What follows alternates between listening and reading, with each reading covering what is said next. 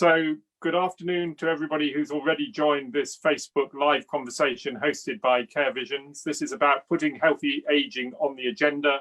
And every week I have a guest who I talk to about the importance of enabling people to live well as they get older and the importance of society changing the way it behaves to support people as we all age and as we move to a more aging society as a whole.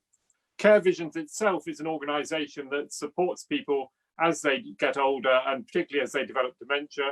It's been running services both in China and the UK, most recently running daycare services in Camden, but they've converted to doing a lot more online because of coronavirus. And they've now built up, if you look at their YouTube library, a whole range of resources that enable people to get support even if they're isolated and away from home. And that's not just the therapy videos that their therapists produce for people with dementia that includes music, reminiscence, physical exercise and other elements, but it includes a whole range of videos where individuals talk about how to live well as you get older. And there are two that they've just posted this week on their Facebook site and on YouTube that I'd encourage people to look at, both of which demonstrate the variety of the support that people can get as they get older and the way we can all accommodate and enable people to live well. So the first one is a musical tribute to somebody who at the beginning of the video, it points out had more top 10 hits than either Elvis Presley or the Beatles. And that's Glenn Miller and the Glenn Miller Band. So there's a lovely little 10-minute program with snippets from some of Glenn Miller's favorite items and some wonderful dance scenes. So I'd recommend anyone who's interested in music and exercise to look at what the film, which is called The Glenn Miller Experience, A Musical Journey, which is on the Care Visions YouTube channel and can access through their Facebook site as well. So do have a look at Glenn Miller Experience, A Musical Journey. And then in complete contrast, the other new video that they produced this week that's available is called Eat This Every Day to Age Better. And that's by the health nutritionist and chef Susan Saunders. And she's publishing a new book in September. I think I may get her as a guest on this program coming up, called The Age Well Plan, which is all about diet and healthy eating and making it accessible and easy to eat well as you get older, because sometimes recipes get enormously complicated. I've worked out that you can probably leave out half the ingredients and still produce something very good, but you're not meant to say that. But Susan Saunders has a lovely little film that's called Eat This Every Day to Age Better. And as she cooks in her kitchen on the video, you can actually hear the sizzling and you can almost smell the mushrooms cooking. And she points out that there are two things that happen to us as we get older in the brain. One is inflammation and one is oxidation. And by eating the right things, green vegetables, walnuts, she talks about, mushrooms, other things, turmeric, all these ingredients that you can have that enable you to eat well. She cooks up something in just a few minutes, just 10 minutes on the video, and enables us all to see how we can do something good for ourselves and for those around us by eating well as we live at home in the lockdown environment. So it's now just about 4 o'clock and I'm delighted to welcome Baroness Sally Greengross, who's my guest this week. Sally, welcome to the Care Visions Healthy Aging conversation. It's really good to have you here. I think as somebody who's 85 years old, I think you're a living example of how to live well and contribute to society in a way that makes a big difference. I suppose one of the landmark parts of your career was the 15 years or so that you ran Age Concern England and really moved the dial in the way things operate. But can I just ask you as a way of introduction, what do you think's changed over the last 30 years that you've been involved, particularly promoting a better understanding of older people? Have things got better? They have, actually. I think they have, because we're now all aware that society is aging. It doesn't mean everything is good, but at least people know that that our population has changed and that there are a lot more older people and that they need, I'm one of them, we need a reasonably good life as well as young people. But I think the other thing that we're beginning to look at now, and it's high time that we do, is how the generations relate to each other. And I think that's a fairly new approach, one of which I recommend and believe in passionately, because I think along with most older people, we want a better life for our children and grandchildren. Mm-hmm. So I think the danger has been lately, because of good campaigning for older people, to forget that older people want a good future for their children and grandchildren too. So I think dividing the generations is somewhat dangerous.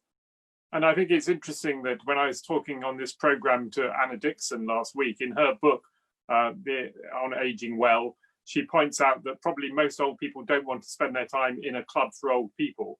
They want to be in the community with younger people as well as older people, that we don't get typecast by our age, but we have a range of interests that can be addressed by people of all different generations. Yes, I remember years ago setting up a project, which one of my daughters got involved in, as it happens, mixing the generations together. And it was the time of the mods and rockers a long time ago. So a lot of young people dressed up in extraordinary ways and behaving in a rather unconventional way as well. You might have thought that older people would have found that quite frightening and certainly off-putting, but we mixed them up in one big project, and the friendships and the acceptance and the understanding between those young people dressed in their outlandish costumes and acting in a way that was a bit unheard of, how they got on with the older people who were much more tolerant than the ones in the middle, and they got on better.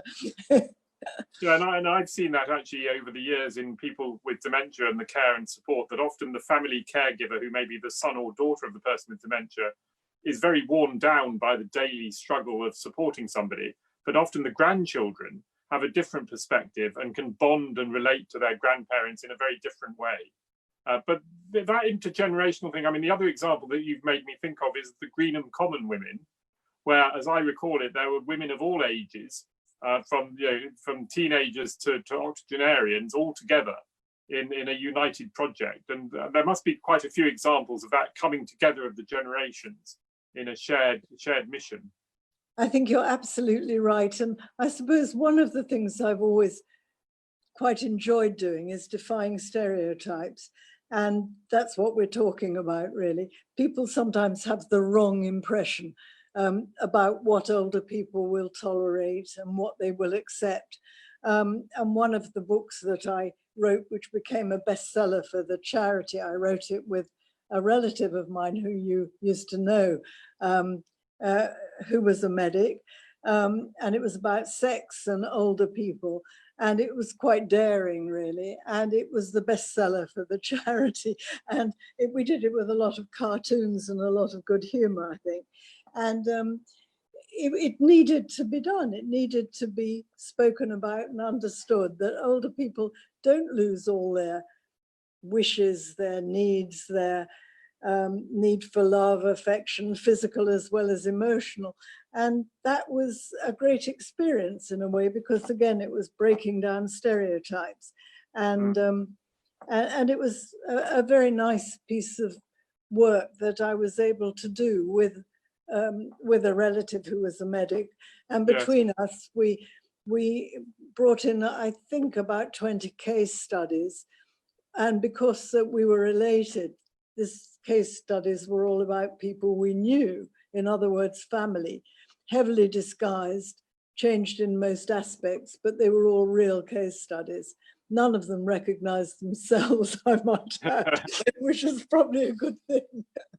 And it reminds me, so Wendy, who you're talking about, I remember I knew her because she was a trustee of Leonard Cheshire Foundation when I was there as their Director of Public Affairs. And I remember some of the things she challenged about in those days, which is, 20, 30 years ago, that Leonard Cheshire as an organisation, which was quite progressive, couldn't quite get itself to do. So I remember there was one Cheshire home, I think in Kent, where two of the residents wanted to get married, which was lovely, that the idea that they were perfectly entitled to get married, they fell in love, but they weren't allowed to share a bedroom because somehow that would be inappropriate to let them share a bedroom. And Wendy was fantastic at challenging that and saying, why on earth not? Why shouldn't they be allowed to? But go to the... I was just going to ask you that... No, go on, Sally. No, I was just going to say we had great fun with the book, because it was built on case studies, and we put them all in cartoon form, and you know, that was in itself quite fun to do, especially it was all about people we knew. So do you think people, I mean, as you say, it was people you knew, do you think people find it difficult to talk about the challenges that they face? Is there something in society that still makes it taboo to speak out and hard for people to express their opinions? Yes, I think there are still taboo subjects, though they've changed somewhat. I mean, we're now facing, if I can be bold enough to express a view which is controversial, but I think at the moment I'm beginning to feel a bit sorry for anybody male, because any man is very, very vulnerable to an attack without any proof, so subject to blackmail. And I think we have to be very careful with what's going on at the moment for that sort of reason. So I prefer open, free speech at all times, and I think we're losing that at the moment. And let's move up to the current day. Coronavirus has obviously been a big change. What particularly has been challenging, would you say, for older people, and how well have we handled the situation? Well, the beginning of the situation was just late. So the government has done a huge amount, and I would be the first to acknowledge that. They've tried in every way they can to put in funds, to put in help, to put in planning, but they started by being late. Mm-hmm. And they also forgot about care and mm-hmm. care homes. And the hospitals were, as the whole of the early campaign was to help the NHS and stop it from falling apart, the easiest way to do that was to get rid of the older people in hospital by bunging them all into care homes. Only nobody remembered to talk about that. Mm-hmm. And it was too late by a few weeks. And it was too late when we began talking about care homes to make sure that all the precautions and the risks of the virus spreading were covered in care homes. So that was a very bad mistake. And maybe an awful lot, and I'm sure a lot of the people who died would have died anyway a bit later. Mm-hmm. But that isn't an excuse for them dying badly, because one of our responsibilities as a society is not just to make sure that people live well, regardless of age, but to make sure, in my view, that people die well. Mm-hmm. And we all have different views about that. But mine is that you should have a hand in a say about that as well. However, without that, it's very important that we live well and we die well, and we have different needs throughout all those stages of our life. And if you think about that living well, one of the issues that I think was highlighted by coronavirus, as you've explained, was people in hospital who were then rapidly discharged to care homes. But of course, the problem, that really just demonstrated a problem we had, or we continue to have, which is a lot of people in hospital who probably shouldn't be there anyway. How is it we've neglected that issue of an awful lot of people in hospital beds? I remember going to visit one dementia ward at a hospital in Liverpool, and they were quite good. They discharged people fairly quickly from being in. They weren't in because of dementia, they were in for some other reason. Most people stayed there for 3 weeks, and then they pointed to the corner of the room where there was a bed, and they said, "Oh, except for Mary, who's been here for 6 months." And she was there because there was nowhere else for her to go. How do we? How is it we've got to this situation? Well, I think one of the things about being around for as long as I have is you can actually see where the system hasn't got it right. It's because we have one sort of system to run the NHS and another system which is fragmented and under local authority control, where there is control, of the care home situation. So it's differently managed. There's huge bureaucracies involved in all of this, and never the twain shall meet, so to speak. And now we have a Secretary of State who's nominally both, looking at both systems, but unless we find a way at long last, because we didn't accept Dilnot, which was a very good report, I think, We didn't accept that at the time. And now some evolved version of it will have to be accepted. But what we need is a system where at a certain point, halfway between national and very local, we bring health and social care together instead of having them apart, and we manage the whole care situation locally. But we bring in health funding as well as care funding, social care funding. So most of us in old age will have some sort of progressive condition. It may not be a disease, but we will change before we die in the way we need care. And that should be accepted as a sort of road one goes down. And the services, instead of being extremely different, managed differently, funded differently, looked at differently, regarded differently, have to be brought together as a continuous pathway. And we haven't managed that for all sorts of bureaucratic, mostly nightmares. So as you say, people are stuck in hospital. One of the things I've looked at over the years, and I'm thinking of looking at again in Parliament, if we ever have any meetings in Parliament again, is hospital hotels, which work very well in some Scandinavian countries, where on hospital territory, the land that is often not used, you build a hotel very near to where the medics and the nurses are on hospital land, and people can be discharged from hospital, looked after in a hotel setting, probably funded by the local authority, but that needs to be sorted out at a local level. And where necessary, the medics and the nurses can come across if there's an emergency or if they need different care. It's not a very advanced thing to grasp. It's such a good idea. We haven't managed it. It's a shame. And it's interesting, I saw a similar example in, I think, Arizona, where there was a hospital which had a sort of donut ring hotels around the hospital. And depending on your, because it's the American system, depending on your level of insurance, you either stayed in the Hilton or the Travel Lodge, but they all had alarm call systems to get you into the hospital if you needed it. But it was a good halfway house between being in a hospital and being back in the community. We don't seem to have made that happen here. No, I had a fall in the night in the States when I was at a meeting there, and I broke or fractured some bones in my lower back and was hospitalized in the middle of the night. But luckily I was insured, and I was looked after for a day and another night. And the surgeon came in the next morning and said, "You're in the States now, Sally, not in the UK. We start rehabilitation now, so we're going to send you to a rehab center." So I said, well, all I need is painkiller because I can rehab at home as long as you make sure I can get there, which they did. And, you know, provided you're insured, that is such a good way to do it. Rehabilitation immediately. And however gentle and however fragile you are, you need to always think about getting back again to the maximum that you can in terms of movement and getting rid of that awful sense of that's me finished, I'm just going to lie here till I die. That's a hopeless sort of way to live and a way to continue for however long you've got.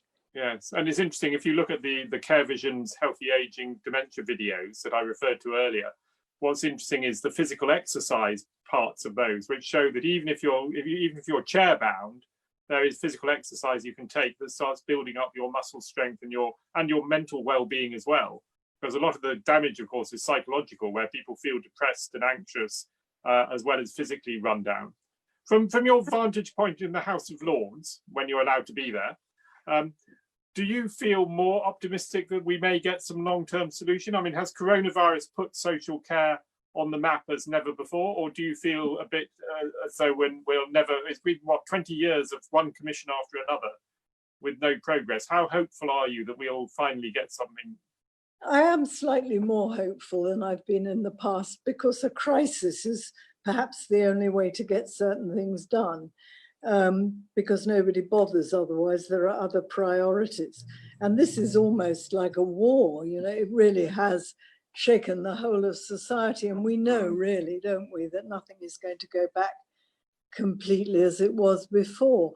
So the only thing I can hope is that out of this dreadful crisis, some good things emerge, reorganizing more quickly than we might have done the way people work, and looking at integrating the sort of levels of care we're talking about, so that we're not arguing about this is the responsibility of the local authority, this is the health service, this is somebody at home who's got a bit of money, this is somebody else at home who hasn't got any money. So all different bureaucratic arrangements have to come in, and they all take forever. In the meantime, somebody's slowly disappearing out of neglect, probably, and it's quite awful, and it's all a sort of bureaucratic nightmare because we've never got it right. Do you think some people have said that they've seen in the local community around them a resurgence of sort of community support and volunteering, driven partly by the fact that people aren't commuting to work, they're spending more time at home, and maybe that will continue as I think you're right. I think you're right, and I hope it will. But I think the main reason it's all happened is the virus, actually. So out of something so horrible and dreadful, I hope will emerge something good, because I belong to a tennis club, and a quite elderly, they're not elderly, but an older couple who are members of that club have organized the most amazing service of volunteers where just near. And they've done the most amazing work in keeping people visited, keeping them having supplies of essential food and shopping and things like that. They didn't rely on the local authority, which has also done quite a lot. So people have actually all over the country have done the most amazing things. And in this country, we are very, very good when there's a crisis. And we do respond. And I think the kindness that has been demonstrated and the cooperation is perhaps the best thing out of a horrible situation. Well, that is positive. What about around the world? Because you're chief executive of the International Longevity Centre, so you've got a sight on what's happening in other countries around the world. How are they faring compared to us? Well, the ones that are faring well, and I think our member in Australia, I would say Australia and Canada are really well organized of our members. And we have another very good one, smaller in scale, but in Singapore.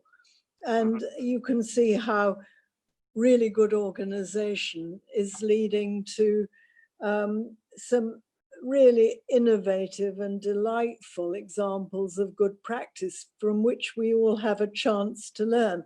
I mean, one of the brilliant things about IT is that we can all learn. I mean, I'm so ancient, as you pointed out. I can remember when the line was laid, because I have relatives in Australia, and when my grandmother was so delighted because the telephone line was laid. I was a little girl, but she could speak to her brother who'd emigrated to Australia, and that was the first time in about 30 years that she'd spoken to him.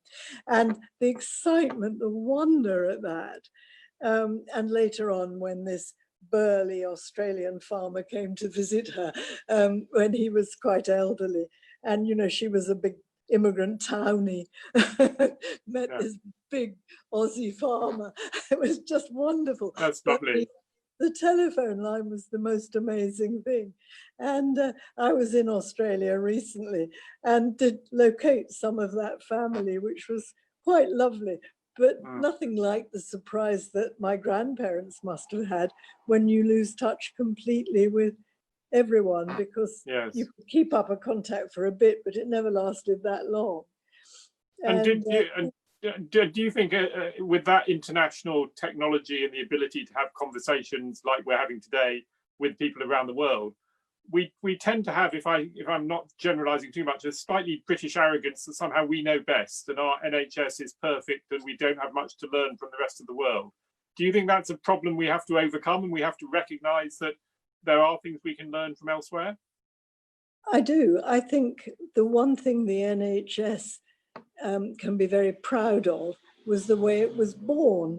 And I am a member of a club in London, which is where the initial conversations, that's the Reform Club, were the initial conversations setting up the NHS in a dining room where you could get out the back way, where those who got it introduced all met.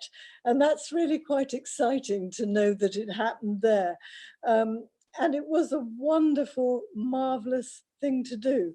And I have to say, I think the system in Canada, I think that is possibly now has overtaken us in its capacity to meet more needs.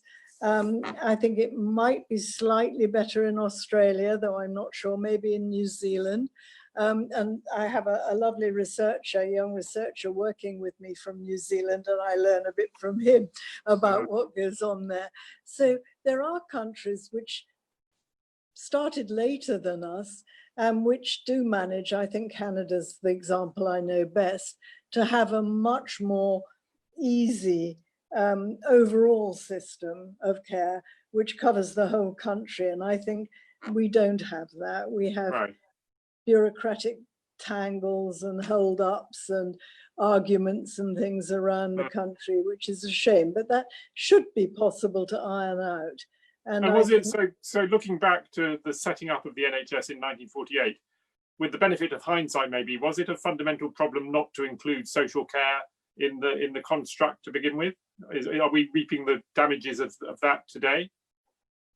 Yes, whether it was a fundamental mistake, because I think there were very few people who reached the sort of age we're talking about as being normal today. And those people were cared for in the family at home, unless they were so ill that they were just transported to hospital and they died there. Now, the same people will live, but still need a lot of care. So, so the situation is very different. And whatever we'd introduced post-war England or UK, I think would have to change radically to meet today's needs, because the numbers are so different. The way we look at sickness and health is very different. The cures and the remedies we have are totally different. And, you know, people just died much earlier and perhaps sometimes more quickly. So we, as you know, from Alzheimer's Society better than anyone, that people can live with long-term conditions for a very long time. And the job of the Alzheimer's Society is to make sure that that is worth living those years, rather than being the thing everybody dreads. And you know, you did a wonderful job of that message going really in this country and beyond. So I congratulate you on that, which is not an easy task.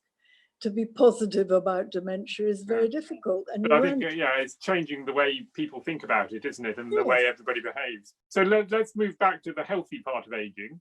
Before I come there, I've got a couple of questions that people have put in the comments section on Facebook. So I'll come to those. But before I do, just tell me a little bit about the secret of your success, because you're, as I say, evidence of healthy aging writ large. You mentioned tennis. What are the things that you do that keep you young? Well, most of my life has been dominated by work, I have to be honest. So I had 4 kids under 4 and I was working the whole time. So work has dominated my life. I love being busy. I love being active. My husband was extraordinarily cooperative. We had, in many ways, we had different lives because he was always working and I was always working, but a very close family as well. And so I just think I've been lucky. I've had a job which gave me always immense satisfaction, and it's always been a great honor to have the sort of jobs that I've had. So I just think it's all down to luck. You're in the right place at the right time. And perhaps I look at opportunities as things to take up, not to resist. But that would be my only qualification. But that's an important message, isn't it? Because if you take an attitude that there are opportunities, it doesn't matter how old you are, there are new things that you can do. I remember talking on this program to Terry Waite a few weeks ago, and he's aged 82, so a stripling compared to yourself. But he said he just started learning the ukulele, and he said he didn't really know whether he'd ever get very good at it. and he's just started writing his first or second children's book. He's writing children's short stories. And I think, you know, in your 80s, you can start doing completely new things you've never done before. And age should be no barrier to ambition, if you like. Well, one of our great inventions in this country is the University of the Third Age. And there are all sorts of activities not far from where I live in central London. There's a big activity centre in part of an old building, which is a hospital. And I think they have about 50 or 60 different activities every week. That's for amazing. Anybody over 50. So there's always something you like doing, as long as you can get there. And I think the local authority is quite helpful in getting people there. So I think what is sad is the people who don't know and who nobody contacts and who are isolated. And unfortunately, our culture is, unlike, say, Italy or perhaps India, as two examples, people who are alone tend to be left alone on the basis, well, they like their privacy and they like their independence. And it's a fallacy in many cases, Let me ask you a couple of questions, because we're going to run out of time, but I've got a couple of questions that people have put up. And being a member of the House of Lords who's pioneered rights of older people, you can't help get these questions. So I'll read them out. So Sandra says, the pandemic has really highlighted the poor pay for care home staff. Why are they paid so badly? What can we do about it?